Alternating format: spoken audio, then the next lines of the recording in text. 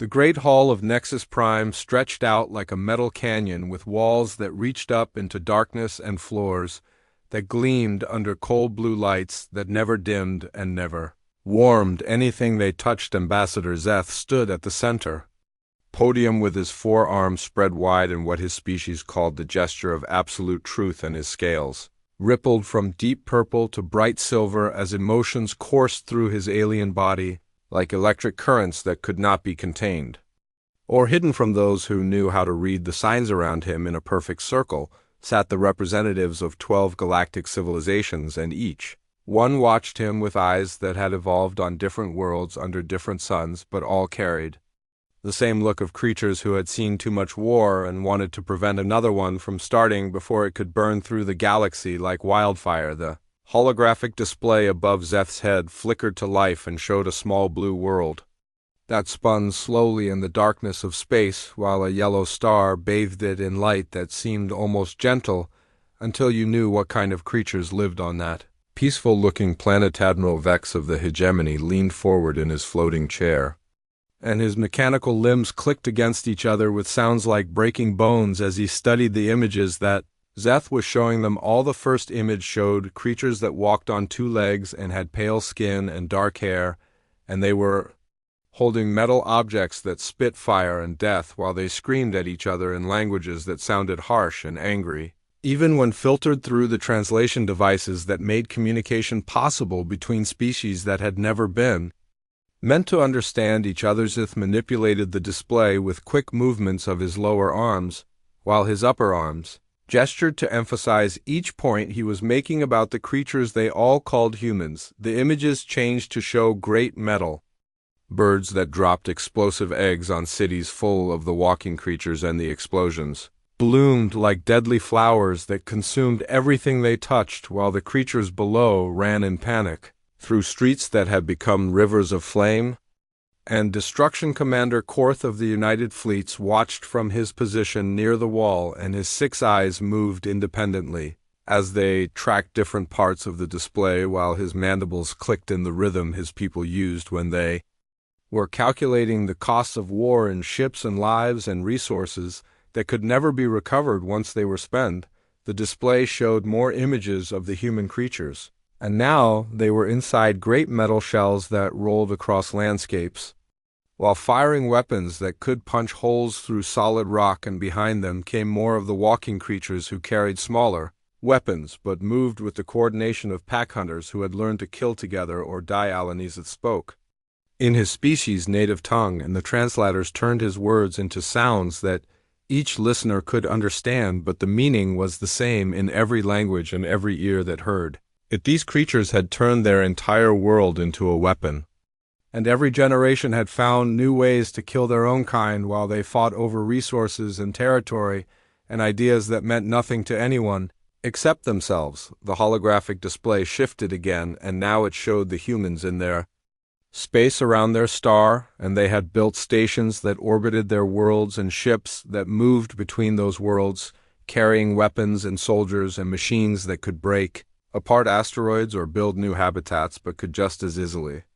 be turned into tools of war. Lisa Martinez sat in her laboratory on Earth and stared at the readings from the deep space sensors while her coffee grew cold in a cup that she had forgotten to drink from because the numbers on her screens did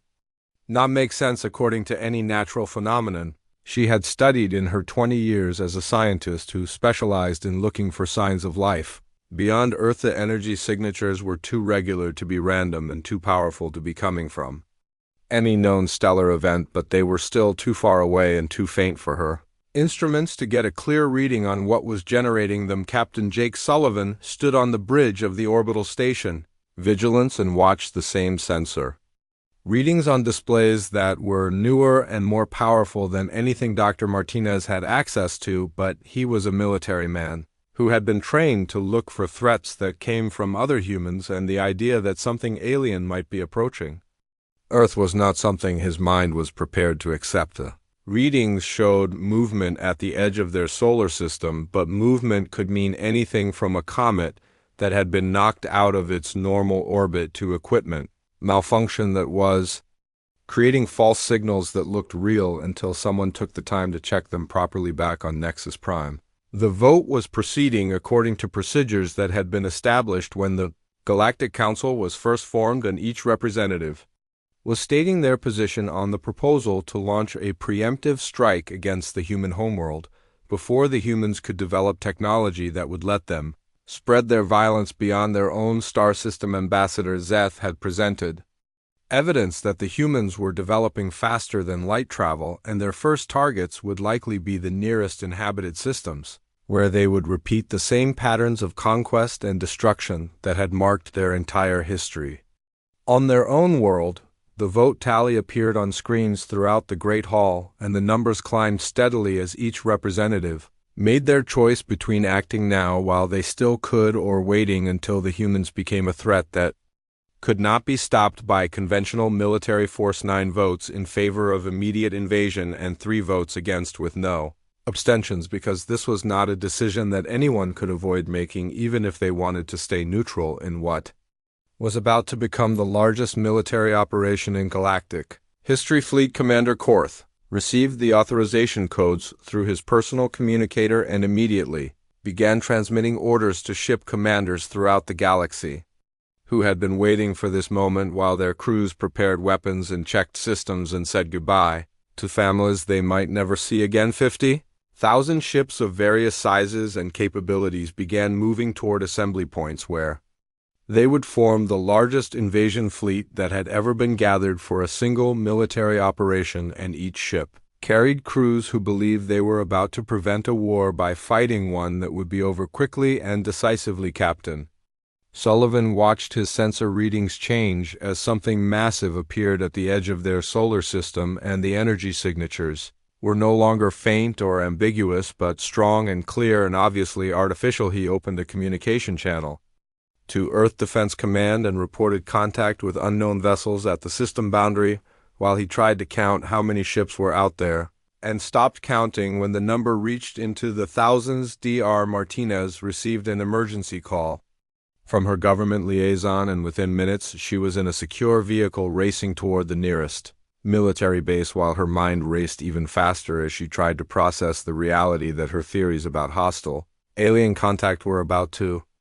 be tested in the worst possible way. The alien fleet completed its formation and began moving toward Earth while Commander Korth studied intelligence reports about human military capabilities and felt confident that his forces would achieve complete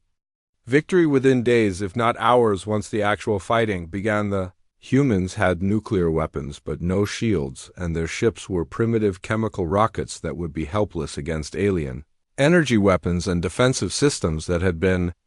developed over centuries of warfare between advanced civilizations. What Commander Korth and every other alien military leader did not understand was that humans had spent their entire existence learning how to fight against superior forces, and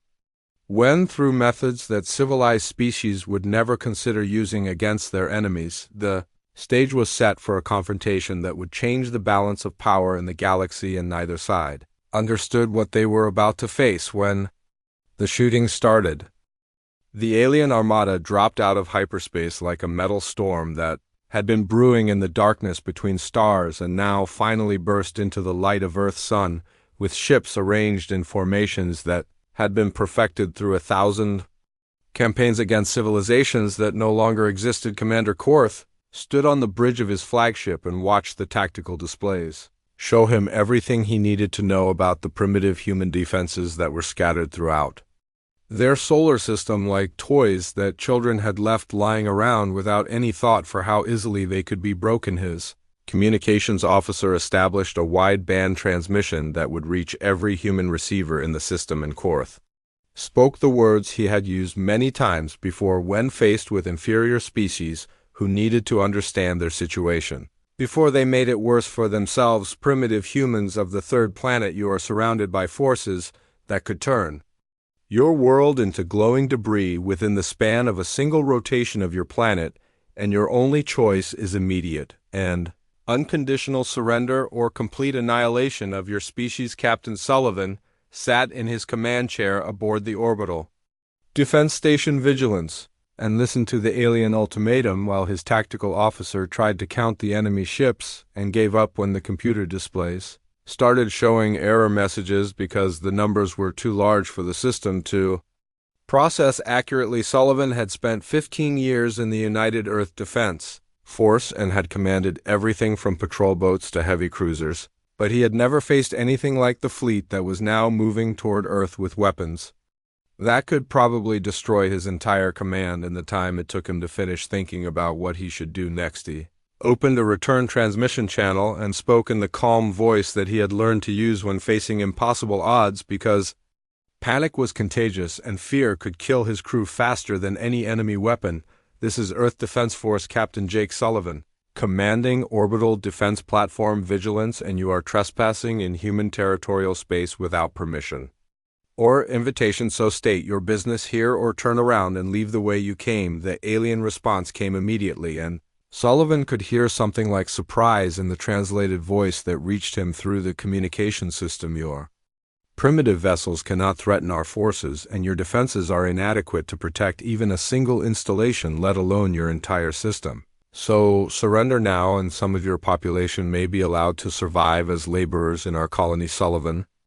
looked around his bridge at the crew members who were watching him for orders, and he saw in their faces the same expression that humans had worn throughout their history when faced with enemies who thought they could not fight back. He activated the general alert system that would warn every human installation in the solar system that they were under attack, and then he gave the order that would start the first interstellar war in human history. All units, this is Vigilance Actual, and we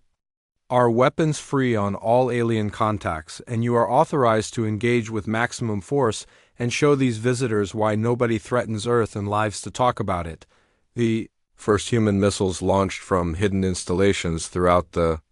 asteroid belt, and they were not the sophisticated energy weapons that the aliens expected, but simple nuclear devices with chemical rocket propulsion that moved slowly enough for alien sensors to track easily. Commander Korth watched the primitive human missiles approaching his fleet and ordered his defensive systems to intercept them with the same energy screens that had protected his ships against the plasma cannons and particle beams of civilized military forces. The nuclear warheads detonated against alien shields that had been designed to deflect energy weapons but had never been tested against the crude explosive force of splitting atoms that released their power in ways that alien defensive systems could not absorb or redirect. Commander Lisa Burke launched her squadron of converted mining ships from the lunar facility that had been disguised as a research station, and her pilots were civilians who had volunteered for military duty when the alien fleet appeared. At the edge of their system, the mining ships had been equipped with industrial cutting lasers that were designed to slice through asteroid rock and metal, but Burke had discovered during training exercises that the same lasers could cut through alien hull plating like it was made of paper. Her ships moved through the debris field that had once been the outer edge of the alien formation and used their mining equipment to tear holes in alien vessels while their crews tried to understand how primitive human technology was penetrating their advanced defensive systems. Captain Rick Davis led his fighter wing through an asteroid field that provided cover from alien sensors while his pilots prepared for a missile run against what appeared to be the alien command ship based on the communication traffic that Earth intelligence had been intercepting and analyzing. The human fighters were converted civilian spacecraft that had been equipped with whatever weapons the Defense Force could manufacture or salvage, but they were piloted by humans who had learned to fly in the dangerous environment around Earth, where a single mistake could mean death. In the vacuum of space, Davis launched his entire missile load at the alien command ship and watched the nuclear warheads detonate against shields that flickered and failed under the assault of weapons that should not have been able to penetrate alien defensive technology. Admiral Korth felt his flagship shake under impacts that his shields should have stopped, and he realized that human weapons were affecting his ship in ways that violated everything he knew about military technology and defensive systems. The humans were using kinetic energy and chemical explosives instead of the energy weapons that dominated galactic warfare, and alien shields that could deflect particle beams and plasma bursts were useless against simple metal projectiles that moved fast enough to punch through hull plating. Emergency reports flooded Korth's communication system as human weapons disabled alien ships throughout his fleet, and he began to understand that his intelligence about human military capabilities had been completely wrong about everything that mattered in actual combat. A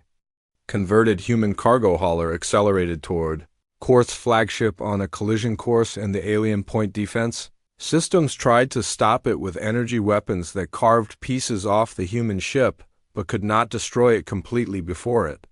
reached ramming speed. The human pilot sent a final transmission that was broadcast on all frequencies, so every ship in both fleets could hear his last words before he died. "This is Lieutenant Pete Murphy of the Earth Defense Force, and I want all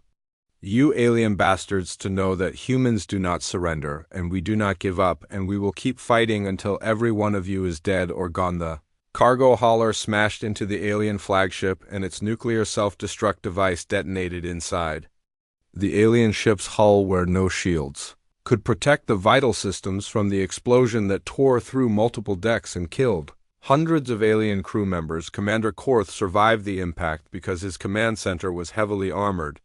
but his ship was crippled and drifting, and more than half of his crew was dead or injured. While human forces pressed their attack against the remaining alien vessels, the battle spread throughout the solar system as human forces that had been hidden on asteroids and moons and space stations revealed themselves and began attacking alien ships with weapons that no civilized military would consider using against enemy forces. Human crews used mining charges as improvised torpedoes and construction equipment as makeshift weapons, while civilian volunteers flew suicide missions against alien vessels that were too heavily armed and armored for conventional attacks to penetrate. The aliens discovered that every human installation was a potential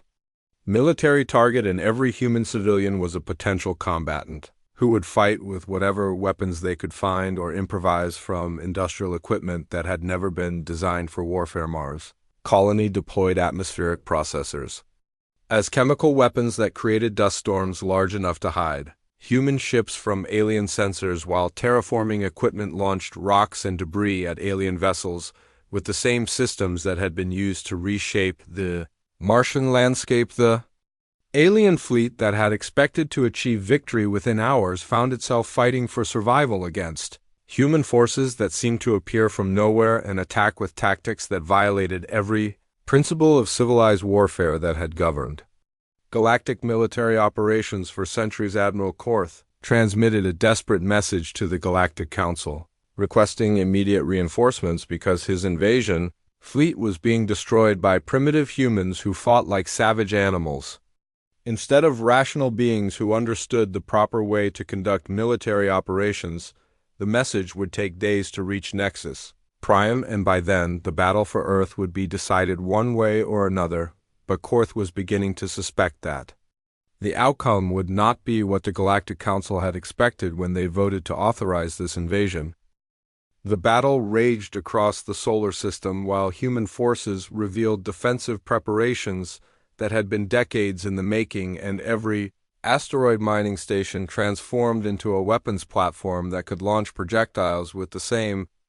equipment that had been used to move ore and ice between the planets. Colonel Amy Patterson commanded the Martian defense corps from deep underground bunkers that had been carved into the rock beneath Olympus Base during the early years of terraforming.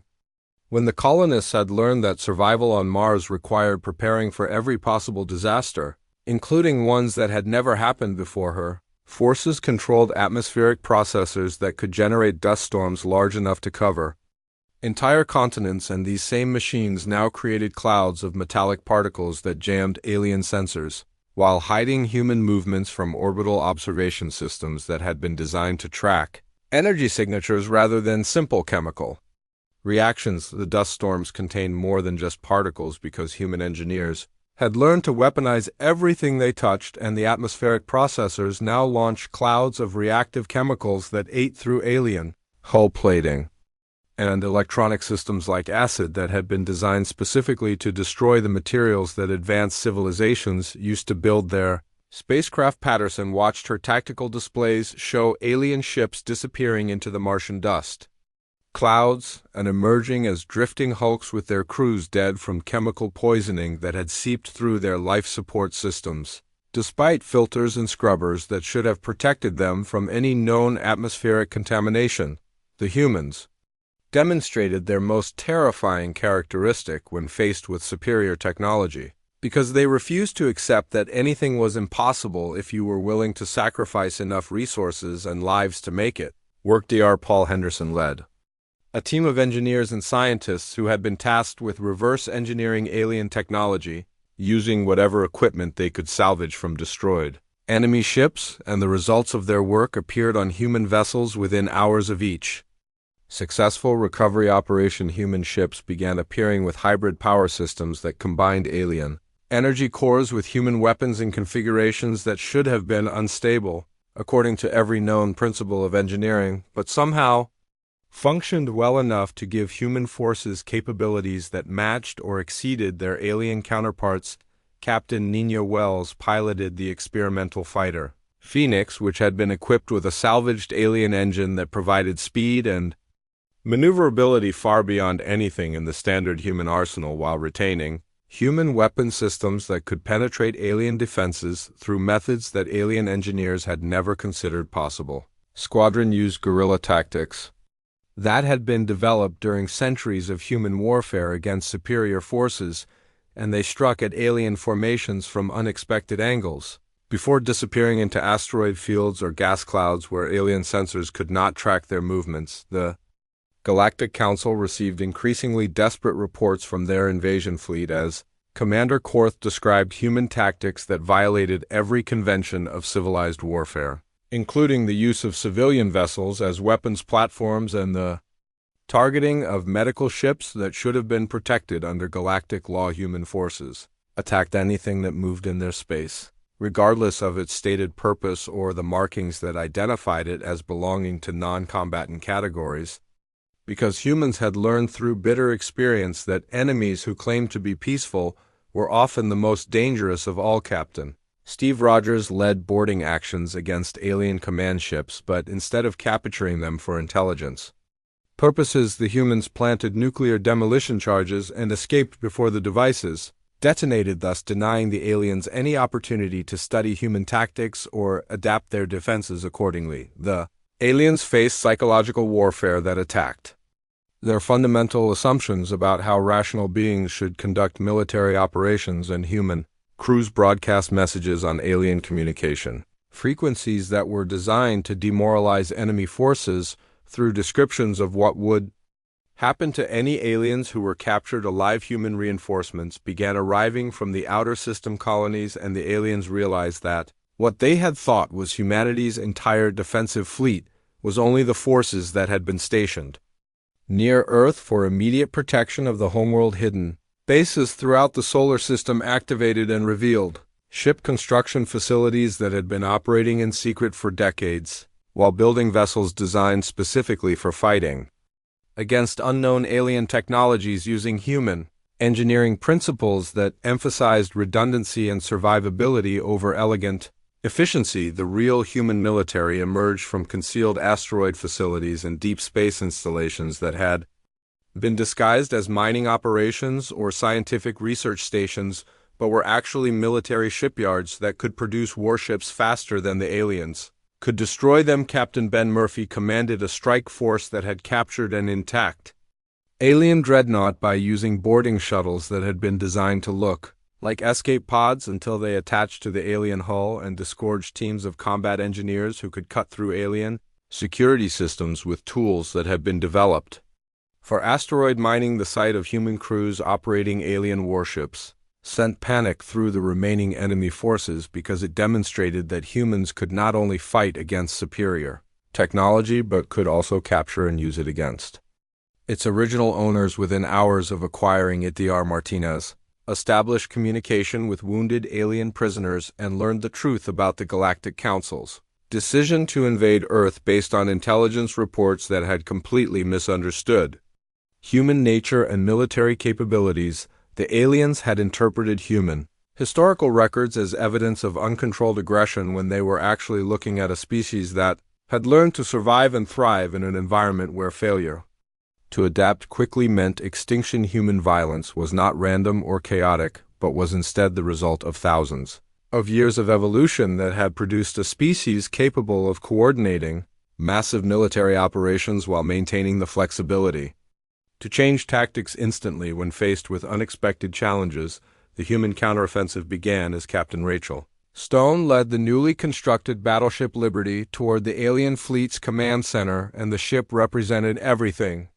that humans had learned about warfare during their long and bloody history. Liberty had been built in secret over decades, using resources that had been diverted from civilian projects, and its construction incorporated lessons learned from every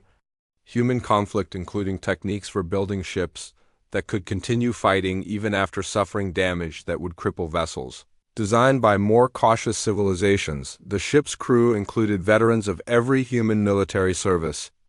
as well as civilian volunteers who had been trained in combat operations during the years when Earth had prepared for the possibility of hostile alien contact. Hidden shipyards throughout the solar system launched vessels that dwarfed anything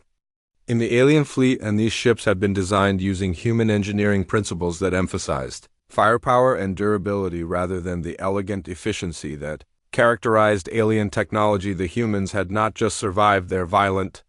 history, but had learned from every conflict and incorporated those lessons into military doctrine that treated warfare as a problem to be solved through applied intelligence and unlimited commitment of resources. Commander Korth made a final desperate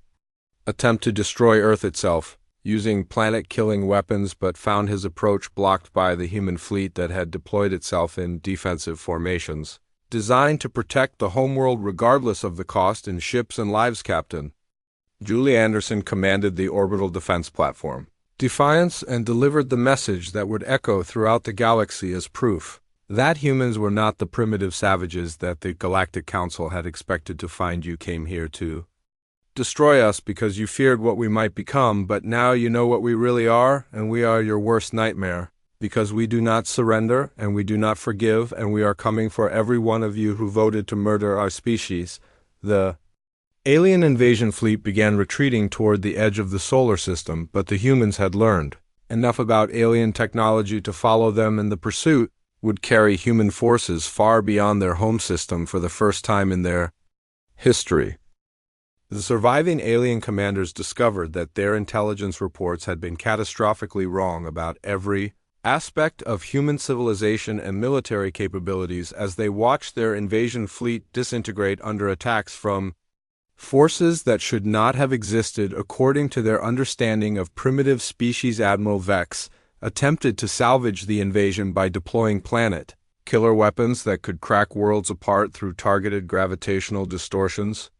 But he found his path blocked by human ships that had appeared seemingly from nowhere with technology that matched his own advanced systems. The humans had not been caught unprepared by alien invasion because they had spent decades preparing for exactly this scenario, while their leaders planned for threats that most species would consider impossible until they actually happened. Captain Ben Murphy led the desperate mission to capture Vex's flagship by using assault shuttles that had been disguised as debris from destroyed human vessels, and his boarding teams included combat engineers who could crack alien security systems with tools that had been developed for industrial applications. The boarding action succeeded when human forces used shaped explosive charges to blow holes through alien hull plating that had been designed to resist energy weapons but offered no protection against chemical explosives that focused their destructive force into narrow streams of superheated gas and molten metal. Murphy and his team fought their way through alien corridors while using weapons that the enemy had never encountered before, including projectile firearms that fired metal bullets instead of energy beams and chemical grenades that filled enclosed spaces with toxic gases that alien life support systems could not filter. The sight of human crews operating the captured alien dreadnought sent waves of panic through the remaining invasion fleet because it proved that humans could not only fight against superior technology, but could also master it and turn it against its creators within hours of acquisition. Dr. Martinez worked with alien prisoners who had been captured during boarding actions, and she learned that the Galactic Council had made their decision based on fundamental misunderstandings about human nature that had led them to interpret defensive preparations as evidence of aggressive intentions. The aliens had observed human military exercises and weapons testing, but had failed to understand that these activities were designed to prepare for defensive warfare against unknown threats rather than offensive operations against peaceful neighbors. What the aliens saw as evidence of human aggression was actually proof of their ability to learn from history and prepare for dangers that might never materialize but could destroy their civilization if they were caught unprepared. Human military doctrine had been developed through centuries of conflict that taught hard lessons about the importance of redundancy and adaptability when facing enemies who possessed superior resources or technology. The human counteroffensive revealed the true scope of their defensive preparations as ships emerged from hidden bases throughout the solar system and beyond, carrying weapons and equipment that had been developed specifically for fighting against unknown alien technologies. Captain Rachel Stone commanded the battleship Liberty as it led the human fleet toward the alien command center, and her ship represented the culmination of decades of secret military development that had consumed resources from across the entire human civilization. Liberty had been constructed using materials and components that had been manufactured on dozens of worlds and stations throughout human space, while incorporating lessons learned from every conflict in human history, including techniques for building vessels that could continue fighting even when heavily damaged. The ship's weapons systems included both human-designed kinetic projectiles and captured alien energy weapons that had been reverse-engineered and integrated into hybrid systems that combined the best features of both technological approaches. Captain Tony Garcia led pursuit squadrons that were equipped with faster-than-light drives salvaged from alien vessels, and his forces began hunting down fleeing enemy ships throughout local space while delivering a message that would echo through the galaxy. The message was simple and direct because humans had learned that clear communication prevented misunderstandings that could lead to unnecessary conflicts, but they also made sure that anyone who heard it would understand the consequences of attacking Earth. Any alien forces that participated in the invasion of human space would be hunted down and destroyed regardless of where they fled or what political protection they claimed, because humans did not forgive attacks against their homeworld and would pursue their enemies across the galaxy if necessary. The Galactic Council convened an emergency session as reports flooded in from across their territory describing the appearance of human ships in systems that had been considered secure for centuries, while local defense forces discovered that their weapons were ineffective against human technology. Human vessels appeared in neutral space and established forward operating bases that served as proof of their ability to project military power far beyond their home system, while their crews delivered ultimatums to local governments that had supported the invasion. Ambassador Claire Brooks became humanity's first official representative to the Galactic Council when she arrived at Nexus Prime aboard a human warship that had been escorted by an entire battle group as a demonstration of their new military capabilities. Brooks addressed the Council with words that made clear the new reality of galactic politics now that humans had developed faster-than-light travel and acquired alien technology through combat operations against the invasion fleet. The species that voted to destroy Earth now face the consequences of their decision, because humans do not forget attacks against their homeworld, and they do not forgive attempts to commit genocide against their people. The galaxy had new rules now, and those rules were written by the survivors of a species that had endured countless wars and emerged stronger from every conflict while learning lessons that would serve them well in their expansion beyond their home system. Human fleets established patrol routes through space that had previously been controlled by the species that supported the invasion, and their presence served as a constant reminder that attacking Earth had consequences that extended far beyond the immediate military defeat. Dr. Kevin Smith led research teams that combined human engineering principles with captured alien technology to produce ship designs that outperformed anything in the existing galactic fleet while incorporating redundant systems that made them nearly impossible to disable completely. The new human vessels used hybrid propulsion systems that provided both speed and maneuverability while their weapons could engage targets at ranges that exceeded the capabilities of traditional alien. Military technology human colonies began appearing on worlds throughout local space as Earth started the expansion that the Galactic Council had tried to prevent through preemptive military action, and each new settlement was designed to be self-sufficient and defensible against any conceivable threat. The colonies were protected by orbital defense platforms and ground-based weapon systems that could repel invasion attempts, while their civilian populations included large numbers of military veterans who were trained in combat operations. Captain Dan Miller established the first human embassy on Nexus Prime, and the building served as both a diplomatic facility and a heavily fortified military installation that could defend itself against any attack, while providing a base for human operations throughout the Galactic Center. The embassy staff included diplomats and scientists, but also intelligence officers and military advisors who could coordinate human activities throughout the galaxy, while maintaining communication with Earth and the growing network of human colonies. The galaxy watched as human technology advanced through reverse engineering projects that incorporated the best features of alien systems while retaining the ruggedness and adaptability that characterized human engineering approaches. Human ships began appearing with capabilities that exceeded anything the established galactic powers could field, and their crews demonstrated tactical flexibility that allowed them to adapt instantly to changing combat conditions. The species that had voted for the invasion found themselves isolated as other civilizations rushed to establish diplomatic relations with humanity. Before they could be identified as potential threats to human security, Ambassador Brooks delivered the final message that established humanity's position in the new galactic order when she addressed the reformed council that now included human representatives with voting rights equal to any other member species. You feared our capacity for violence, but you never understood our capacity for justice, and you attacked us because you thought we were monsters, but you were right, because we can be monsters when we need to be. And the question now is, what kind of galaxy do you want to live in? The aliens realized they had created their own worst nightmare by forcing humanity to look beyond their solar system and transform from a species content to stay home into the galaxy's new dominant military and political force.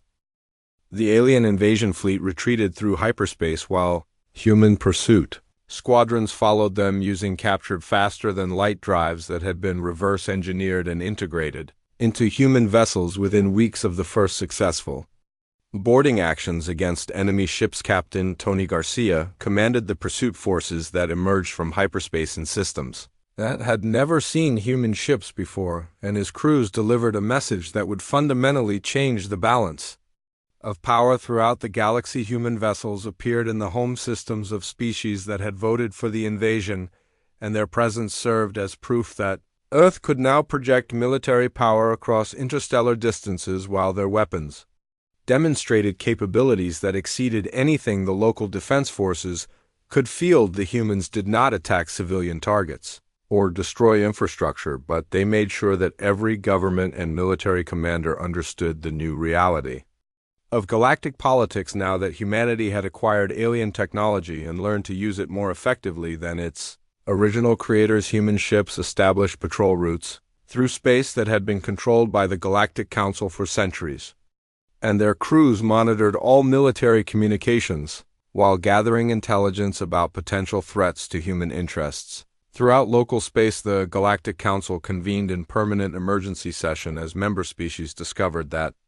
their most secure systems were now being monitored by human forces, who could appear without warning and disappear before local defense forces could respond. Ambassador Claire Brooks addressed the council from the podium where alien representatives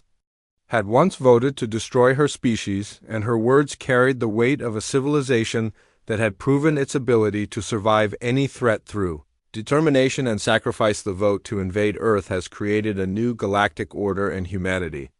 will ensure that no species ever again faces the threat of preemptive genocide based on fear and misunderstanding of their true nature. Human colonies appeared on worlds throughout the region as Earth began the expansion that the aliens had tried to prevent, and each settlement was designed according to principles that had been developed during centuries of human conflict, and survival. The colonies were self-sufficient and heavily defended, while their populations included large numbers of military veterans who could transform any civilian installation into a fortress capable of withstanding siege warfare for extended periods. Captain Don Miller commanded the human embassy on Nexus Prime, and the facility served as both a diplomatic mission and a military intelligence center that coordinated human activities throughout the galactic community. The embassy building had been constructed using human engineering principles and alien materials to create a structure that could withstand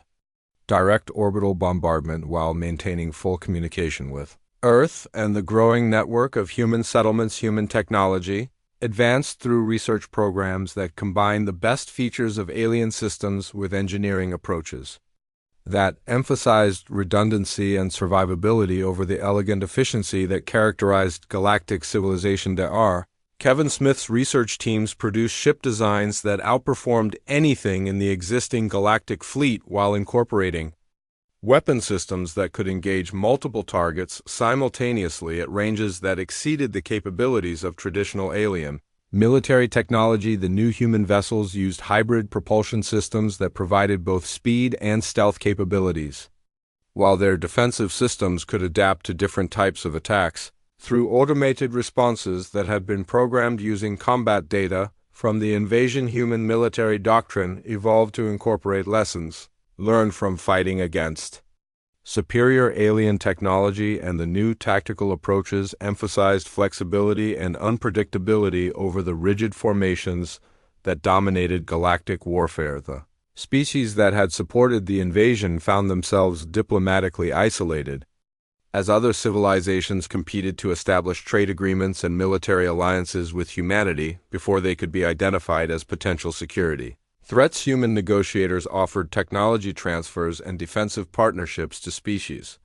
that had opposed the invasion, while making it clear that those who had voted for genocide would face ongoing surveillance and potential military action if they showed any signs of renewed aggression. The galaxy watched as human influence expanded through a combination of military power and diplomatic skill that allowed Earth to build coalitions while maintaining the freedom to act independently when their interests were threatened. Human ships patrolled shipping lanes and provided security for peaceful species, while their crews gathered information about potential threats and monitored the activities of governments that had demonstrated hostility toward Earth. Ambassador Brooks established the new protocols for galactic diplomacy when she announced that humanity would participate in the Council as equals while reserving the right to withdraw from any agreements that did not serve their interests. The humans had learned from their history that treaties and diplomatic agreements were only as strong as the military power that supported them, and they made sure that every species understood the consequences of breaking faith with Earth. Captain Julie Anderson commanded the orbital defense platform Liberty Station, which had been constructed in orbit around Nexus Prime as a symbol of humanity's permanent presence in galactic politics. The station served multiple functions, including diplomatic protection for human representatives and intelligence gathering about council activities, while demonstrating technologies that exceeded anything the established powers could deploy. Human colonies established universities and research centers that attracted scientists and scholars from across the galaxy, while their faculties developed new technologies that combined human creativity with alien knowledge. The research programs produced innovations that benefited all species while ensuring that humanity maintained technological advantages that would prevent any future attempts at preemptive military action against human interests. Trade networks developed as human merchants established commercial relationships throughout the galaxy, while their ships carried both human manufactured goods and alien technologies that had been improved through human engineering modifications. The commercial relationships created economic dependencies that made military action against human interests financially costly for any species that might consider hostile actions against Earth or its colonies. Human cultural exports spread through the galaxy as alien populations discovered human entertainment and artistic expression that reflected the experiences of a species that had survived countless conflicts. While Maintaining hope for a peaceful future, the cultural influence created positive relationships between human civilians and alien populations while reducing the likelihood of political support for military action against humanity. Dr. Martinez established the Galactic Peace Institute on Earth, where representatives from all species could study human history and learn about the factors that led to successful conflict resolution between groups with different interests and capabilities. The Institute became a center for diplomatic training and cultural exchange, while its programs demonstrated that humans were capable of peaceful coexistence with species that respected their right to exist and defend themselves. The final session of the old Galactic Council took place when the remaining member species voted to dissolve their organization and establish a new system that included human representation and recognized the sovereignty of all civilizations. Ambassador Brooks delivered the closing statement that defined the principles of the new galactic order based on mutual respect and the recognition that preemptive warfare was unacceptable regardless of the fears or prejudices that motivated it. The galaxy has learned that attempting to destroy a species because you fear what they might become will only guarantee that your worst fears will be realized, and humanity stands ready to defend any civilization that faces the same threat that was directed against Earth. The new galactic community operated according to rules that prevented preemptive military action while establishing mechanisms for peaceful resolution of disputes between species with different capabilities and interests. Human influence continued to expand through a combination of military strength and diplomatic skill that created stability throughout the region while ensuring that no species would ever again face the threat of genocide based on fear and misunderstanding. The vote to invade Earth had failed in its primary objective, but succeeded in transforming humanity from an isolated species into the dominant force in galactic civilization, and the aliens who had voted for that invasion would spend the rest of their existence regretting the decision. It had changed everything.